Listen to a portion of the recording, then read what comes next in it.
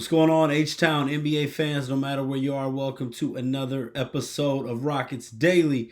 I'm David Delano, brought to you by Fan Arch. This show is, and thanks so much for watching. Go ahead, subscribe, help us grow. Appreciate all the comments and everybody's here. We're going to talk.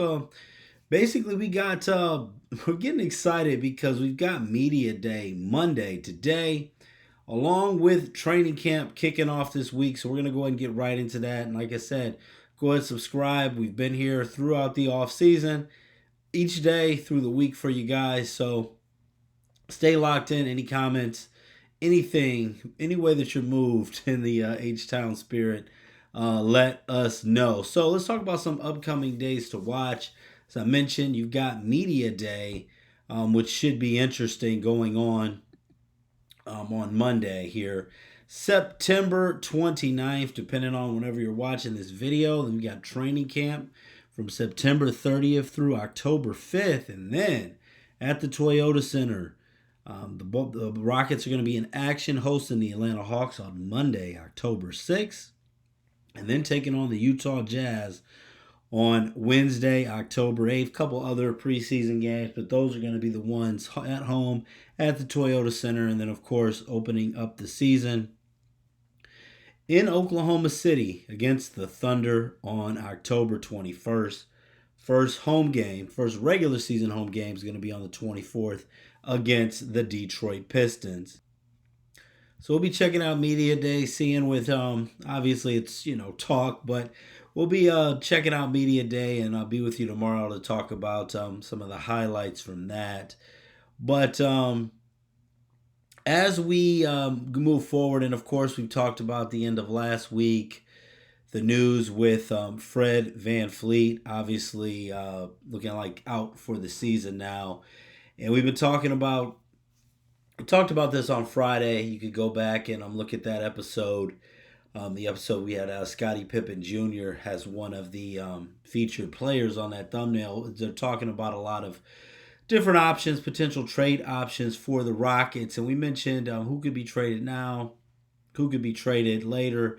And more than likely, you're probably not going to really see a substantial deal happen until December 15th, just due to all the guys that you could pretty much trade before that point are the guys on this roster that you don't want to see traded. But obviously not happy about Fred being hurt, but is there looking for a little bit of a silver lining in this one. And last year Rockets exceeded expectations. First two seasons under Coach Udoka have exceeded expectations, and now going in, a lot of people like the Rockets to win it all.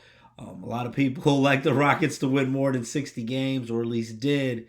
But I think that this injury to Fred is going to help the Rockets maintain that little bit of that us against the world mentality, to keep that chip. Because right now the Rockets aren't the favorite. Still third, though, in the West as far as the odds. Go after the Thunder and the Denver Nuggets. And also right now, comments and, Reed Shepherd's been someone who's been talked about around the NBA in the comments for this podcast, along with other podcasts. People want to see what he can do. And I completely agree. It's time to go ahead and take the training wheels off, see what Reed Shepherd can do, regardless of if he sinks or swims. It's time to let him play. So I think that this is going to help the Rockets maintain that edge. And I don't know about you guys. I don't necessarily want to be favored going into the season. I know you can say, yeah, if you're favored, that means you have the best team. But for the identity the Rockets have, still have so many young players that haven't reached their prime with something to prove. It's tough to kind of feel good about being crowned a little too soon. So we're going to see what happens, and I definitely think that we're going to see this team come in with a little bit of a chip on his shoulder and still feel like something to prove here, with a Fred VanVleet likely out for the entire season. Now, one thing I want to talk about here, and found this trade proposal online here. I want to go ahead and talk about.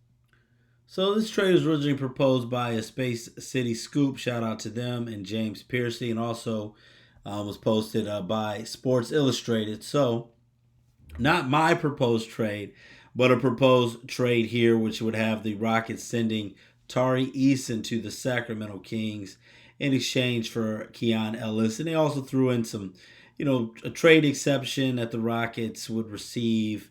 And all Rockets also would send a second round pick to Sacramento. But basically proposing a straight up trade for Keon Ellis and Tari Eason. And a lot of people may not really be familiar with Keon Ellis or his game.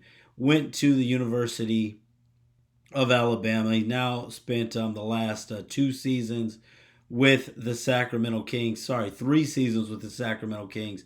But as a rookie year, only played in 16 games. So 2 really full seasons, played 16 games as a rookie, 57 games. Second year started in 21, and last season he played in 80 games and started in 28 of them.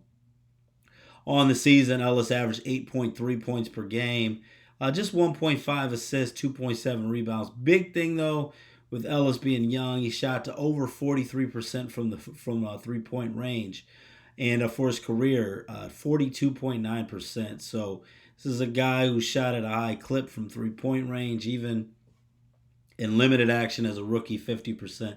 Just 6 for 12, but I mean, his 3 point shooting has been consistent, so he could definitely add to our 3 point shooting. And I know that the guard play is limited, but I don't think Tari Eason is the guy that I want to move for Keon Ellis. If you could, possibly second round picks. Who knows how things will play out? Maybe, I'm not so sure. I even want to say a first round pick, but Keon Ellis definitely, shout out. It's interesting to see his name mentioned because he's not someone we've seen talked about a whole lot, and definitely could use that 3 point shooting. But Tari Eason's not the guy that I would like to see moved for him. But we'll revisit all of this on once we start to get closer to December 15th.